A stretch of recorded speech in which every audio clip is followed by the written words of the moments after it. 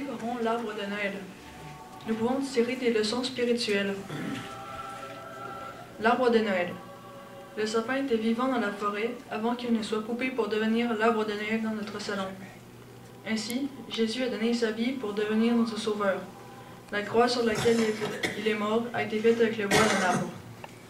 1 Pierre 2, 24.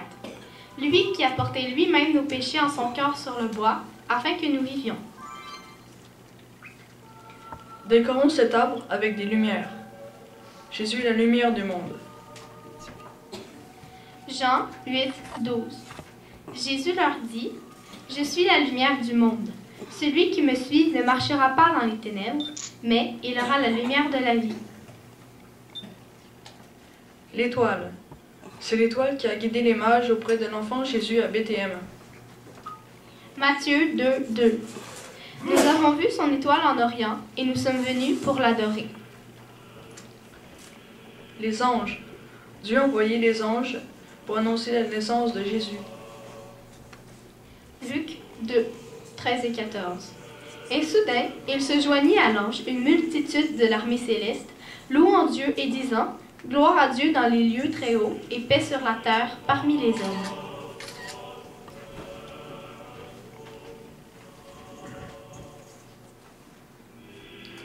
La colombe.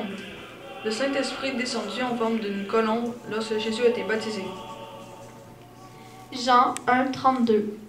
Jean rendit ce témoignage. « J'ai vu l'Esprit descendre du ciel comme une colombe et s'arrêter sur lui. »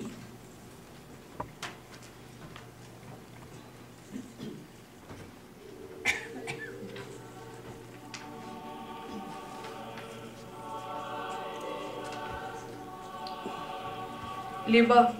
Nous portons des bas à nos pieds tous les jours pour marcher. Éphésiens 4, 17. Voici donc ce que je dis et ce que je déclare dans le Seigneur. Vous ne devez plus marcher comme les païens qui marchent selon la vanité de leurs pensées. 1 Jean 2, 6. Celui qui dit demeurer en lui doit marcher aussi comme lui a marché. Romains 10, 15. Quels sont beaux les pieds de ceux qui annoncent la paix, de ceux qui annoncent de bonnes nouvelles. Les boules. Les boules en couleur reflètent les lumières dans l'arbre. 2 Corinthiens 3, 18. Nous tous reflétons comme un miroir la gloire du Seigneur. Hébreux 1, 3. Le Fils reflète la splendeur de la gloire divine. Il est la représentation exacte de ce que Dieu est. Est-ce que je reflète le caractère de Jésus par mes actions et mes paroles?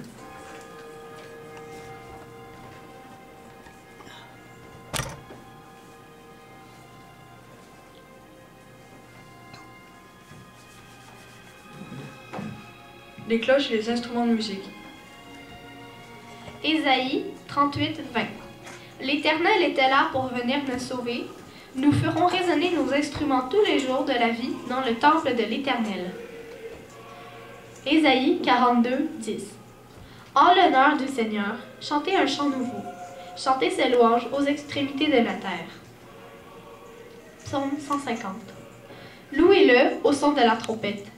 Louez-le avec le luth et la harpe. Louez-le avec les instruments à cordes. Que tout ce qui respire loue l'Éternel.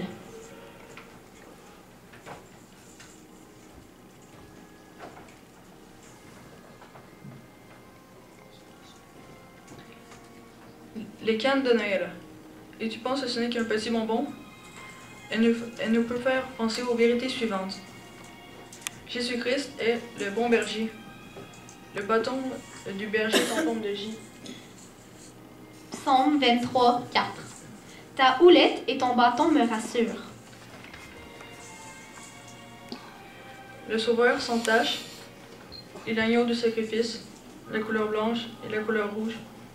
Ésaïe 1, 18.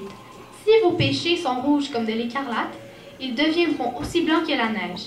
Oui, s'ils sont rouges comme la pourpre, ils deviendront aussi blancs que la laine.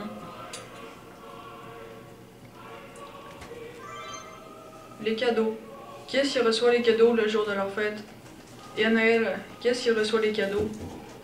Qu'est-ce qu'on pourrait donner à celui qui nous fait le plus grand des cadeaux? 2 Corinthiens 9, 15. Grâce soit rendue à Dieu pour son don ineffable. Romains 12, 1. Je vous exhorte donc, frères, par les compassions de Dieu, à offrir vos corps comme un sacrifice vivant, saint, agréable à Dieu, ce qui sera de votre part un culte raisonnable. La Bible, parole de Dieu. Lorsque cet arbre était dans la forêt, il se nourrissait par ses racines. Le voilà coupé, sans vie en lui. Voulons-nous être comme cet arbre sans vie? C'est la parole qui est notre nourriture. Si nous voulons vivre vraiment près du Seigneur, il faut s'en nourrir tous les jours. Matthieu 13, 20. Puis, il y a celui qui reçoit la semence sur le sol rocailleux. Quand il entend la parole, il l'accepte aussitôt avec joie. Mais il ne la laisse pas prendre racine en lui, car il est inconstant. Que surviennent les difficultés ou la persécution à cause de la parole, le voilà qui abandonne tout. Colossiens 2, 6. Comme vous avez reçu le Seigneur Jésus-Christ, soyez enracinés et fondés en lui. Psaume 1. Heureux l'homme qui ne marche pas selon le conseil des méchants, qui ne s'arrête pas sur la voie des pécheurs, mais qui trouve son plaisir dans la loi de l'Éternel. Il est comme un arbre planté près d'un courant d'eau, qui donne son fruit en sa saison et dont le feuillage ne se flétrit pas.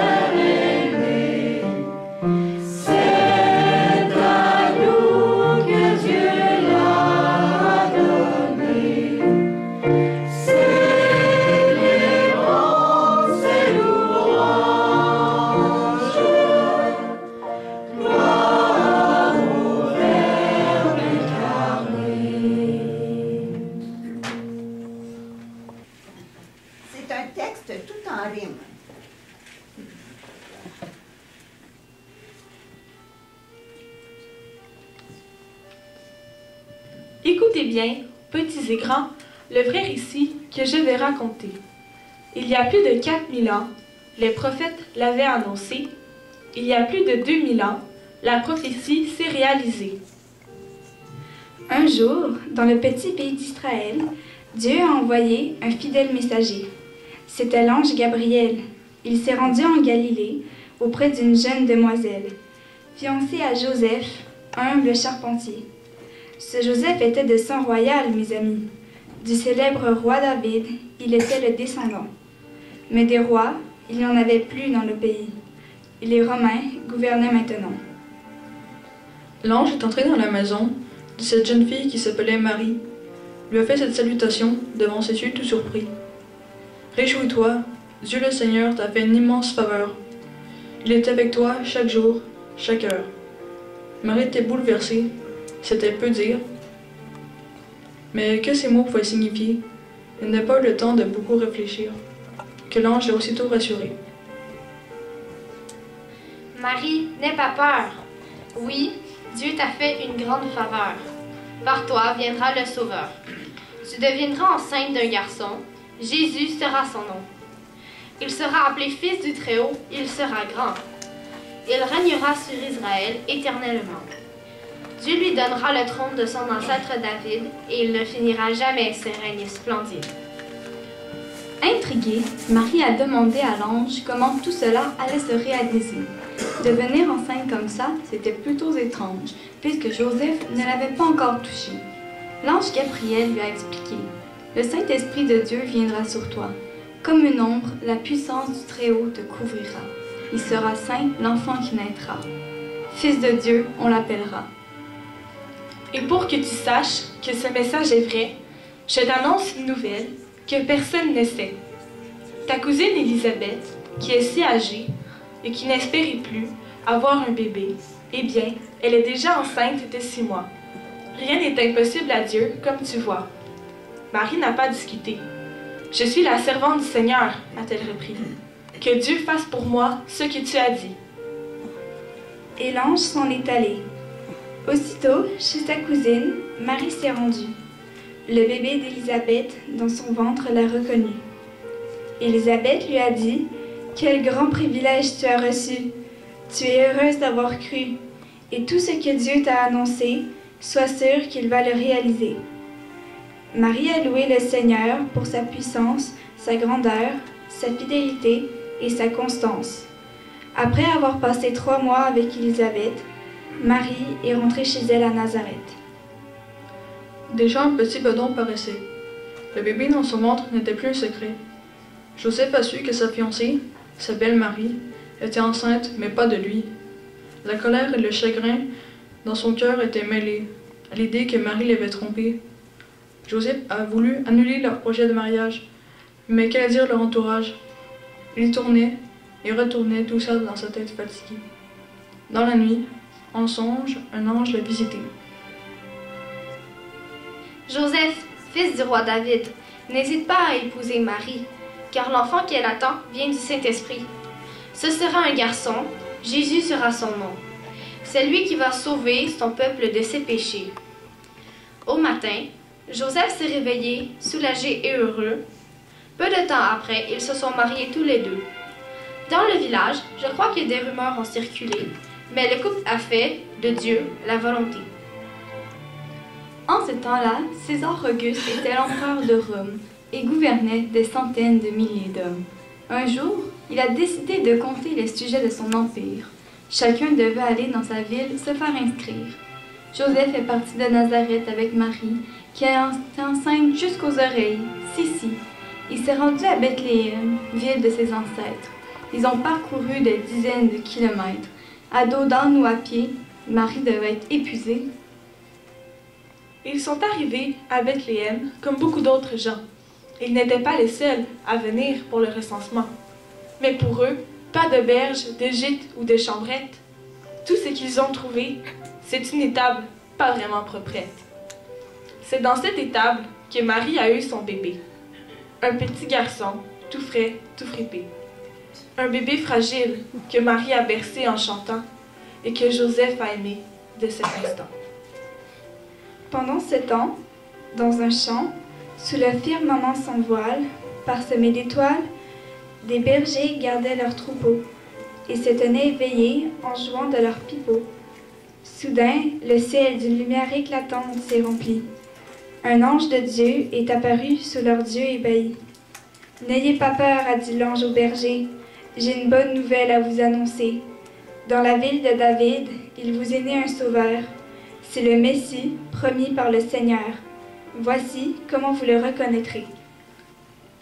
Vous trouverez un enfant emmailloté et couché dans une mangeoire. Et après, dans la fraîcheur du soir, des milliers d'anges vont entonner dans le ciel un chant de louange à l'Éternel. Gloire, gloire à Dieu dans les cieux élevés. Paix sur la terre aux hommes de bonne volonté. Puis le silence est revenu, les anges ont disparu. Les bergers se sont regardés, émerveillés. Il ne faut pas rester ici, figés. Vite, à Bethléem, il faut courir. Cet enfant, nous devons le découvrir. Dans une étable, ce ne sera pas compliqué. Dans une mangeoire, il sera facile à trouver. Les bergers n'ont fait ni une ni deux, laissant là leur troupeau aux soins de Dieu. Ils se sont rendus à Bethléem à toute vitesse et fouillé les étables sans trop de politesse. Et là, ils l'ont vu, de leurs yeux vus, un petit bébé emmailloté, tout frais, tout fripé. Dans cette mangeoire misérable, le Sauveur semblait si vulnérable. Le Dieu très haut sur la terre avait paru, d'un corps de chair il s'était revêtu, afin de partager notre humanité. Les bergers ont raconté à Joseph et Marie tous les événements de cette nuit, les anges, la bonne nouvelle du Sauveur, les chants de louange, la gloire du Seigneur. Puis, ils sont retournés à leur troupeau en prenant soin de raconter bien haut à ceux qu'ils rencontraient ce que le Seigneur avait fait. Durant ce même temps, pour annoncer la naissance de l'enfant, le Créateur du ciel et de la terre a fait paraître une étoile particulière. En Orient, les astronomes l'ont repérée. Ces mages, hommes de science très cultivés, ont su que cette étoile était celle d'un roi qui venait de naître chez les Juifs, non loin là-bas. Pleins d'émotions, ils ont fait leur bagage pour entreprendre un long voyage, afin de rendre leurs hommages à ce roi dont l'étoile était le présage. Et pendant des semaines et des mois, malgré la chaleur et le froid, leur caravane chargée de cadeaux a avancé par monts et par vaux, le long des rivières, à travers les déserts. Ils ont suivi l'étoile qui leur montrait le chemin, remplis de confiance dans ce signe divin. À Jérusalem, ville royale, ils se sont arrêtés. Au palais, ils se sont renseignés, excitant la jalousie, sans le savoir, du roi Hérode, assoiffé de pouvoir. Hérode avait sûrement le visage blême quand les a envoyés à Bethléem. Car c'était bien là, disait la prophétie, que devait naître le Messie. Les mages ont suivi l'étoile jusqu'au logis, où se trouvaient Jésus, Joseph et Marie. Jésus n'était plus un bébé tout frais, tout fripé, mais un petit bonhomme, peut-être haut comme 3 pommes. Les mages se sont prosternés sans hésiter. Respect et adoration, ils lui ont témoigné. Ils ont offert leur cadeau à l'enfant, de l'or, de la myrrhe et de l'encens. De l'or à cause de sa royauté, de la myrrhe à cause de son humanité, de l'encens parce qu'il est le seul médiateur entre nous et le Seigneur. Les mages sont repartis ensuite. Tant de kilomètres pour une si courte visite, mais je suis sûre qu'ils étaient comblés d'avoir pu voir le roi par une étoile annoncée. Le méchant Hérode, dénudé de tout bon sentiment, a bien tenté de faire mourir cet enfant. Mais Dieu le Père l'a protégé. En Égypte, sa famille s'est réfugiée. Mais un jour, oui, Jésus est mort sur une croix. Par amour, il a donné sa vie pour vous et moi. Ah, mais 3 jours après, il s'est relevé de la mort, car en toute chose, c'est lui le plus fort. Mais ce n'est plus l'histoire de Noël, mes amis. Me voilà rendu à Pâques, alors je m'arrête ici. Mais rappelez-vous bien ceci. Cet enfant né dans une crèche la nuit était le Dieu créateur revêtu d'humanité, et son histoire, ce soir, j'ai voulu vous raconter.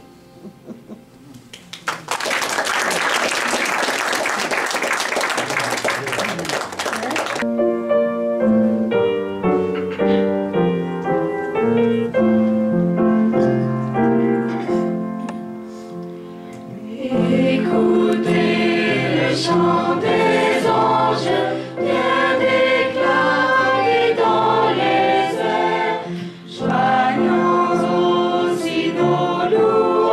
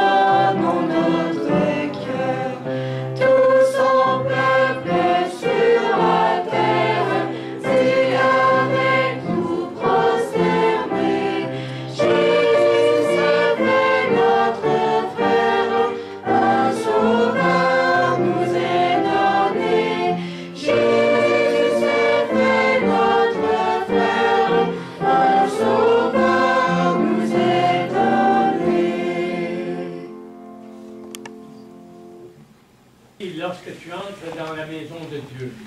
Approche-toi pour écouter plutôt que pour offrir le sacrifice des insensés, car ils ne savent pas ce qu'ils font. Ils ne savent pas qu'ils font mal. Ne te presse pas d'ouvrir la bouche et que ton cœur ne se hâte pas d'exprimer une parole devant Dieu. Car Dieu est au ciel et toi sur la terre. Que tes paroles soient donc peu nombreuses, car si les songes naissent de la multitude des occupations, la voix de l'insensé se fait entendre dans la multitude des paroles.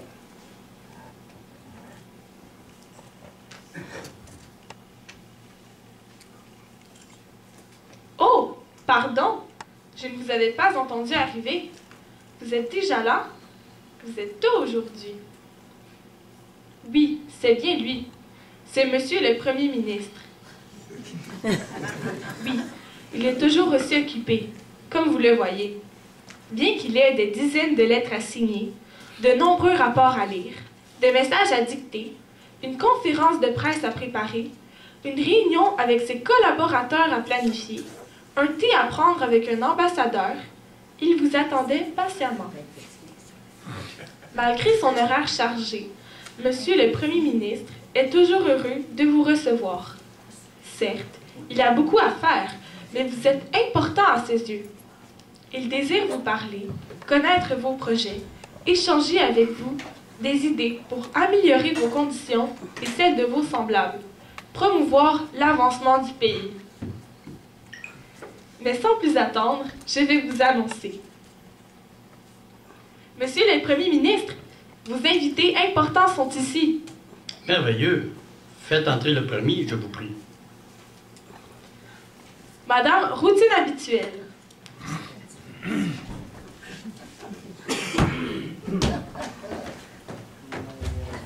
Monsieur le Premier ministre, je sais pas comment je vais faire ma journée.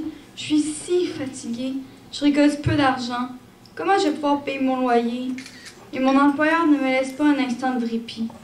Voyez les augmentations de taxes, le prix de transport d'autobus, le prix de la nourriture. Faut que j'achète des vêtements pour les enfants. Je suis fatiguée, tellement fatiguée. Mon mari est encore malade, les enfants sont exigeants. Tout va mal, je n'en peux plus. Je n'ai pas la force de m'en occuper. Pourquoi est-ce toujours comme ça? Au suivant. Mademoiselle Pompeuse.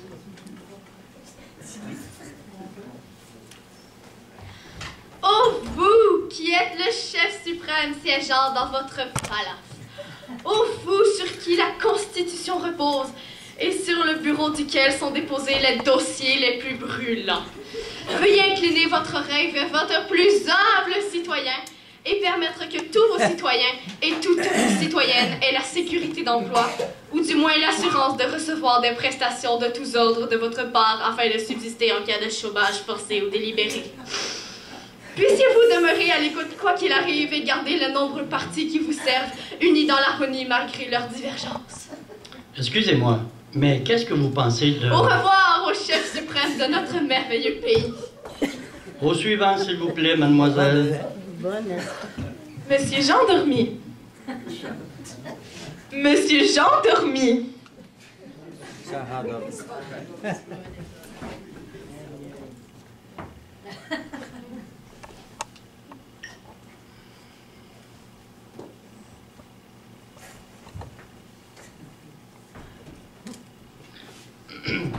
Pouvez-vous aider ce jeune homme à sortir? Certainement, Monsieur le Premier ministre. Faites entrer mon prochain invité, mademoiselle. Mademoiselle Jolie Cool.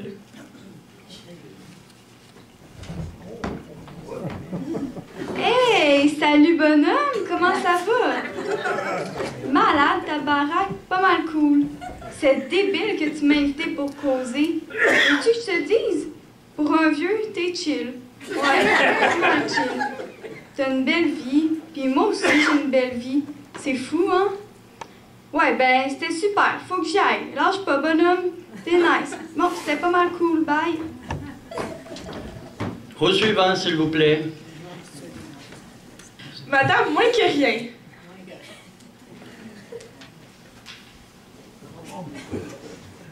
Oh, monsieur le Premier ministre, riche et impressionnant.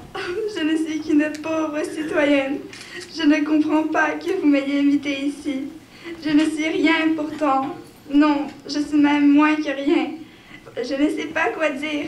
Vous êtes si grand et moi si petite. Vos gardes de sécurité devraient plutôt me chasser comme une misérable, car c'est ce que je suis. Je vous en prie, relevez-vous. Vous n'avez pas besoin de faire ça. Je vous ai vraiment invité et je désire vraiment vous parler. Je ne mérite que d'être écrasée par le poids de votre autorité. Moi, être invitée par vous, c'est une erreur monumentale. Et me voilà ici. Comment pourrez-vous me pardonner de vous avoir dérangé dans vos affaires si urgentes?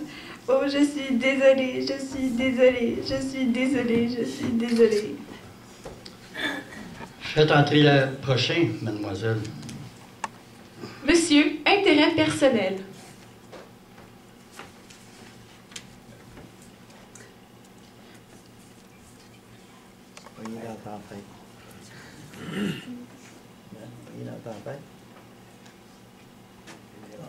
Monsieur le Premier ministre, pour commencer, je veux que le prix de l'essence baisse, et celui des autos, du vin, des vêtements en général, des chaussures en particulier. En plus, il n'y a pas assez de stationnement dans la capitale. Quand j'y vais, je tourne en rond pendant au moins une demi-heure avant de pouvoir me garer. J'ai autre chose à faire que de chercher un stationnement en moi. Et puis, il faudrait congédier les agents qui donnent des contraventions ou abolir leur poste. Ils m'ont déjà collé 3 contraventions et je n'ai pas l'intention de payer. Mon portefeuille est important. À propos des choses importantes, que pensez-vous de mon programme pour nourrir ceux qui ont faim? Aimeriez-vous y participer? Autre chose, j'ai lancé une pétition pour protester contre les enfants qui font du bruit dans les cours d'école. Ça dérange les paix publiques, alors ne soyez pas surpris quand ça arrivera sur votre bureau. J'ai déjà amassé 1000 signatures et je m'attends à ce qu'il y ait des changements très vite. La pollution par le bruit est un fléau. J'ai du mal à dormir pendant ma sieste, l'après-midi. Il faut réglementer. C'est tout pour aujourd'hui. Au revoir. Combien reste-t-il d'invités, mademoiselle? Je suis désolée, monsieur, mais il ne reste plus personne. Comme d'habitude, la plupart des gens à qui vous avez envoyé une invitation ont dit qu'ils étaient trop occupés pour vous parler. Il leur faut surfer sur Internet, faire la grasse matinée, polluer nos cours d'eau, acheter à crédit, manifester dans les rues, protester contre vous. Oh, il ne reste vraiment plus personne? Aussi, monsieur, il reste une personne, toute petite. Je ne la voyais pas. Ah oui, qui est-ce? Une enfant, monsieur le Premier ministre. Eh bien, faites l'entrée, vite. Mademoiselle Simplicité, monsieur le Premier ministre désire vous recevoir.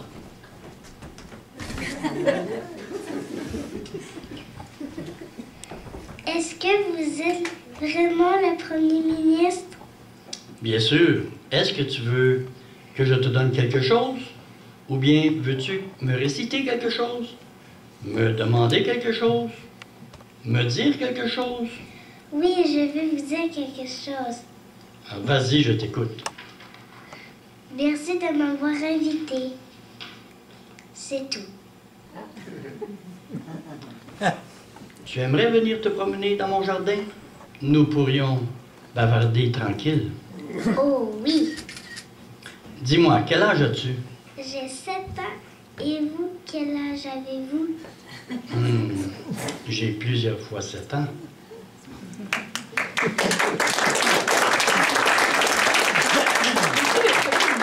Aime tous ses citoyens.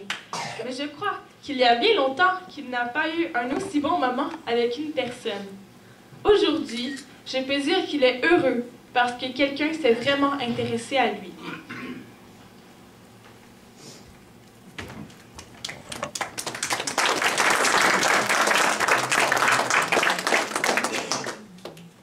Jésus, voyant cela, fut indigné et leur dit, « Laissez venir à moi les petits enfants et ne les empêchez pas, car le royaume de Dieu est pour ceux qui leur ressemblent.